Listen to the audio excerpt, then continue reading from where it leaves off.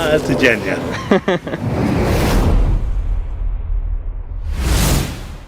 Assalamu alaikum guys, and welcome to another episode of Smile to Jannah. In Afghanistan, when the Taliban allegedly were not allowing girls to go to school, it was all over the media. Celebs were speaking about it, people were even questioning Islam. But let us not forget that also in France, hijabs have been banned.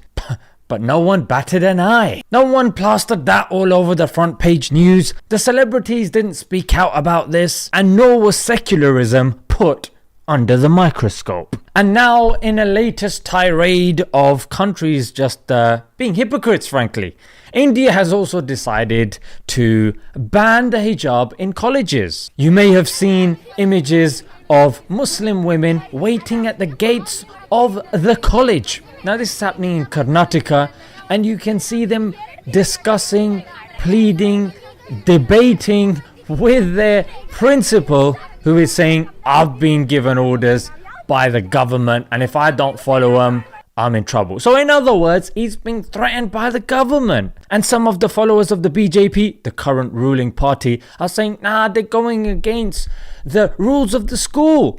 But not really. If you look at the rules, hijab is fine. According to the constitution, the hijab is fine. But now the girls are saying that wearing hijab is our constitutional right. But that's the thing with man-made law.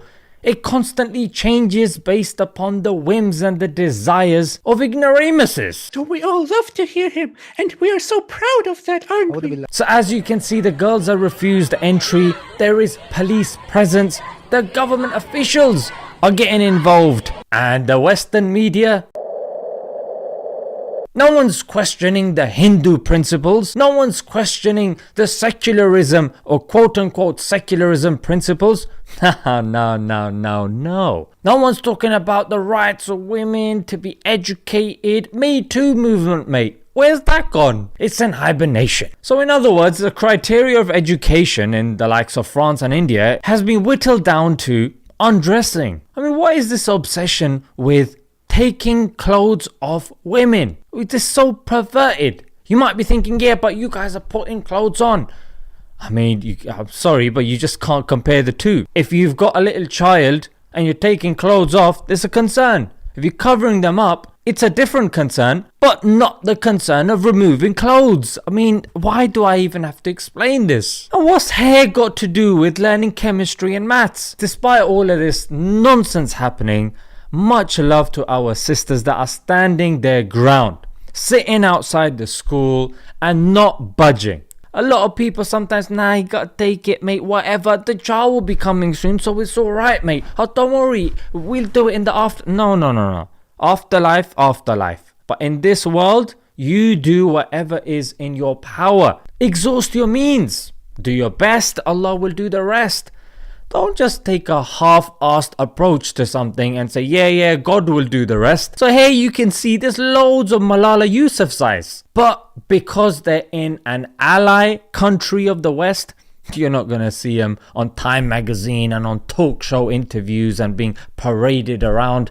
Nah, it doesn't work like that. While all this was happening, the BJP were losing brain cells with each Twitter post that they were presenting to us. The first one is this: TV channels supporting hijab must tell their anchors and panelists to appear in hijab. Hang on a minute, mate. Supporting a cause doesn't mean you have to adopt it, mate. For example, supporting women's rights doesn't mean you have to put on lipstick and a dress. And supporting animal rights doesn't mean you have to eat dog food, live in a kennel and bark all day. And then here's another Twitter post.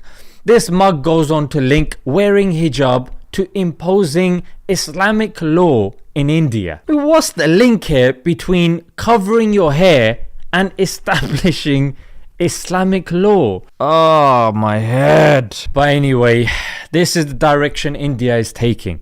And it's unfortunate because we used to hear documentaries that India and China will become the next superpower. I mean, we want the best for India and China and these countries. Just leave the Muslims alone, mate. Worry about your economy. Worry about the health of your population. You know what I'm saying? Let's leave it there. Until next time. Assalamu alaikum.